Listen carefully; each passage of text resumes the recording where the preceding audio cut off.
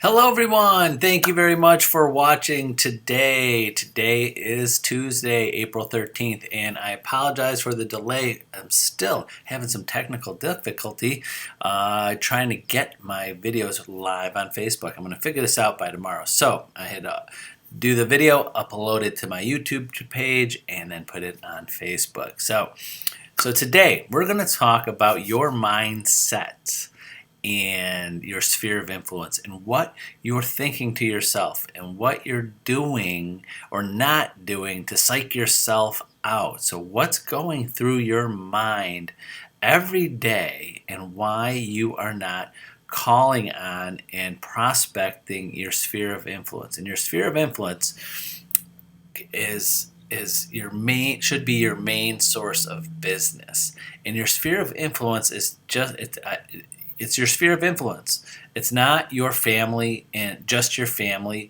and friends. This is past clients, other businesses that you frequent. It's referrals of your other people in your sphere of influence. It's anybody that might know your name. It's anybody that you might have run into. It's anybody that might do business with you in the future. It's your sphere of influence is your database of where you're going to go to get new business from them and referrals from them. So I'm not going to make this all about building your sphere of influence. That's a whole nother video, but today I'm going to talk about what's in your mind, and I'm going to go over a couple things. I wrote some notes down here of past notes and past videos I've done and other coaches and classes on prospecting. So I'm going to go give you a couple of reasons. One, I'm going to give you 4 things that goes through your mind that's most common, and you're probably going to agree with all 4 of these. And the next is I'm going to go through what's in your sphere of influence, your people's minds, if you don't call them. So first, we're going to go for 4 things of what goes through your mind and why you're not making calls. And here's the 4 excuses. I call them excuses. So one, most agents will say, I don't want to sound too salesy. That's usually the number one thing. I don't want to sound like a sleazy salesperson asking them for business all the time. So you've got to come up with a good script, something you're comfortable in saying, and you're not just calling them because of sales, of how to help them and stay in touch with them and find out what's going on in their lives.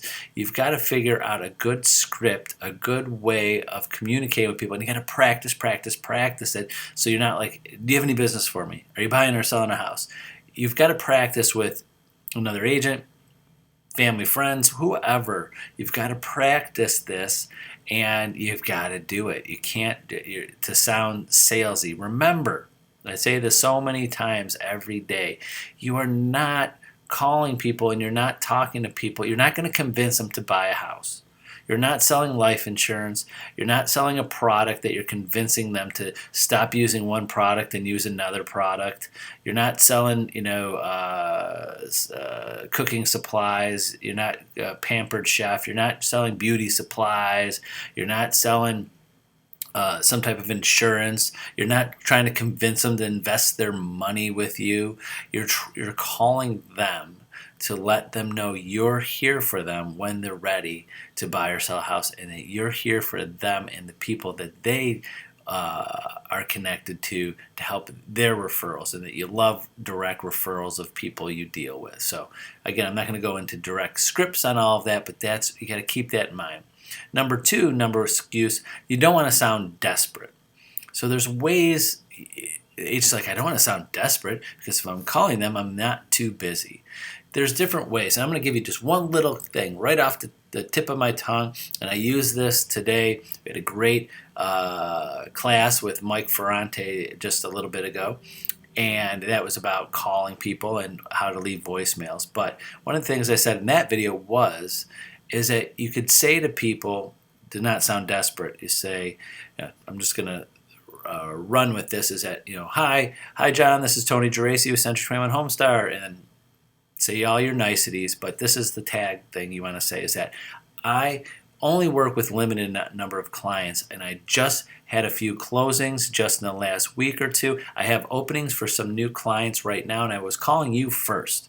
You are one of my top people I call because I enjoy our relationship together. I enjoy your referrals that you give me. And do you have anybody that's looking to buy or sell a house now? And I'm handpicking the few openings I have for new clients, and I would like to offer that to you or anybody that you know.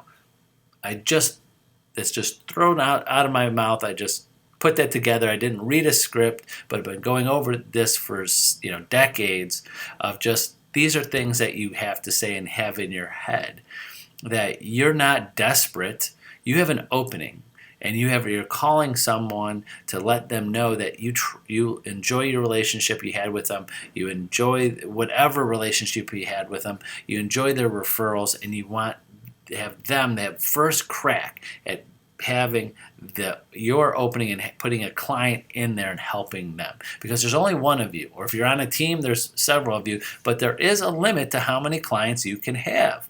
So put that fear of loss in there. Put that that they have to get to you now or give you a referral now, because you're going to fill up that spot in the rest of the day. You're going to make a few more phone calls.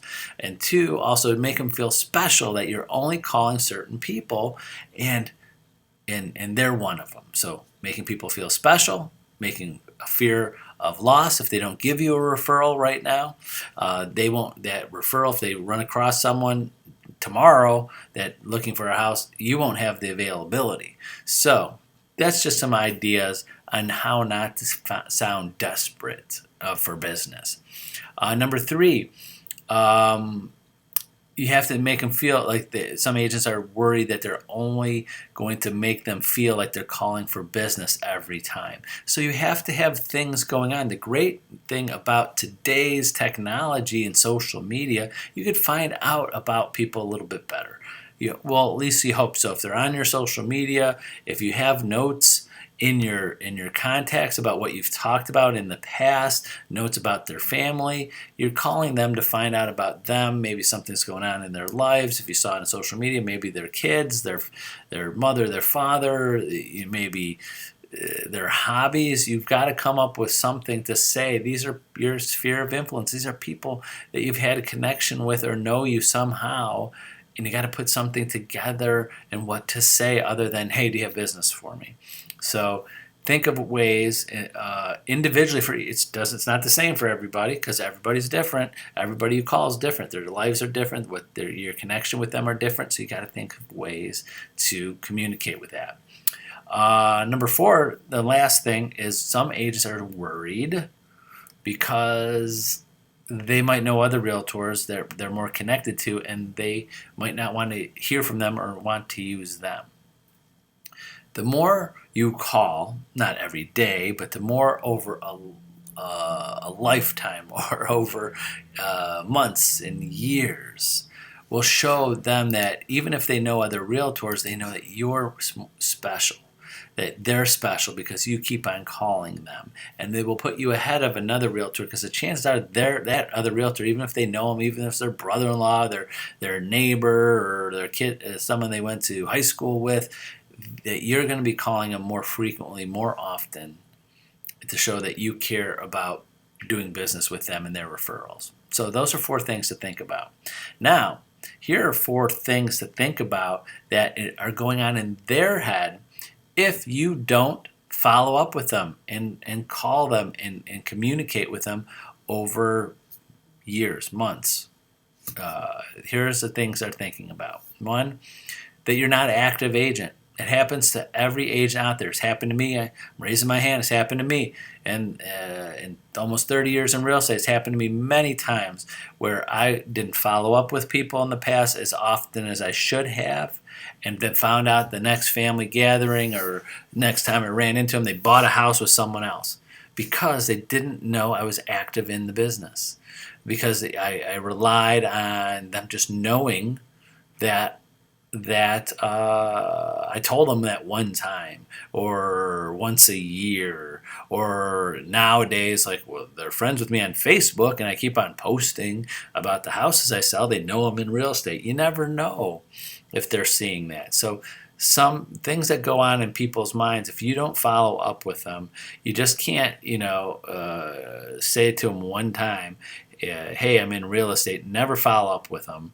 ever again. They're just going to assume you're not active, or a lot of them do. Number two, that if you don't call on them, they might think that their home or the city or the places that they are going to be moving to or sell from, that's too big or too small, or you don't work those areas. So that's why you're not calling him. You're like, he doesn't want my business. This house is too small, or he doesn't go on this side of town, or he's too busy with other things. So, but that's number three. So I jumped the gun on that. So number two again was that if you don't call on them, that you might not want to sell their house, or you might not want to help them buy a house because maybe the area or the price range, something like that. Number three, if you don't call on them, they think you're just too busy. You're just too busy to ever follow up with them. And that, you don't ever want that. And I've had that happen to me because, again, some agents, and I see this happening, and it might happen to people, is that they're posting on their social media of how busy they are all the time. Another one sold. Oh my God, 5 offers today. Oh my God, I'm working from 8 in the morning or 5 in the morning till midnight, and I've been seeing these agents post about how busy their day is, and they don't have time to eat. Like, didn't have time to eat lunch today, didn't have this, didn't have that, and they keep on doing that.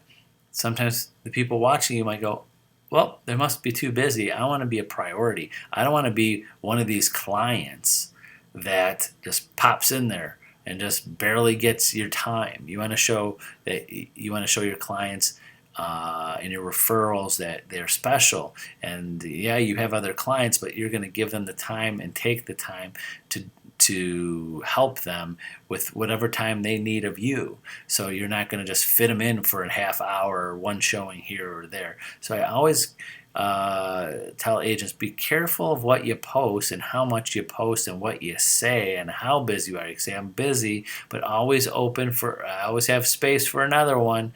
There's not a waiting line, because this is not the market where you want people to think they're going to wait. Like, hey, if I call Tony and I want to go see a house down the street and houses are going fast and Tony's too busy, I'm not going to call Tony. I'm just going to call that listing agent or call a signer, call another agent. That's happening. And that could happen.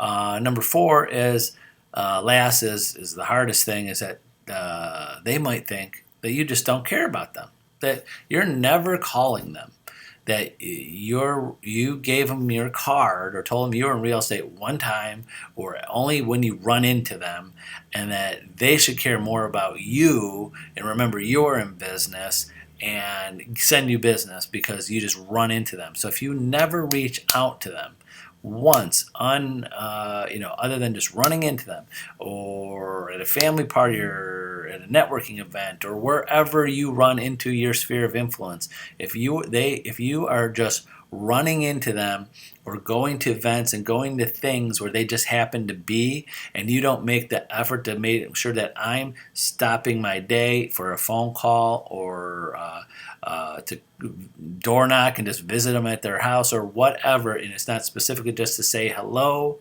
and you've planned it and you're making the time to find out what's going on with them. If you don't do things like that, you're not going to build a relationship with them. They're not going to feel special. They're just going to think you just don't care about them and their business, and you just don't care about their referral, especially if your sphere of influence is people that you haven't bought or sold a house with. If you haven't bought or sold a house with, they have no experience with you. So if you're just waiting for them to refer business to you and they've never used you before, you may have an easier time of losing, or easier time of them going somewhere else than them connecting with you. Does that make sense? I hope it does. So those are some things to think about of what goes on with all realtors and why they're not making their calls. Number two is what they think when you don't reach out to them. Those 4 things. So hopefully that helps you think about your mindset in making your sphere of influence calls and getting business, because I guarantee every agent, if you have a good database of a sphere of influence that you're building now, you have built, you could go to it at any time and get business. If you have a big enough database of people you've been following up with that know who you are, they've called in the past, they've had sold houses to, or they've given you referrals somewhere, then you have this pool of when you want more business, you just say, I just gotta, I'll get someone. You make enough phone calls to enough people that know you and trust you and know that you're going to help them with their real estate needs, you will find someone that's buying or selling a house. You could get business almost every day when you have a good database of a sphere of influence. You followed up with them. It's just a number of calls. But if you're sitting there going, I don't have my database together, I don't even have people to call, or don't have enough people to call or follow up with, you got to start there. That was a whole different video. But so that's it for today. Have a wonderful day. Remember, reach out to me if you want to schedule some time one-on-one and discuss this topic or any topic. I'm happy to help. So that's it. Have a great Tuesday. We'll see you tomorrow, and hopefully I got my live connection with Facebook working again. So have a great day, everyone. Bye-bye.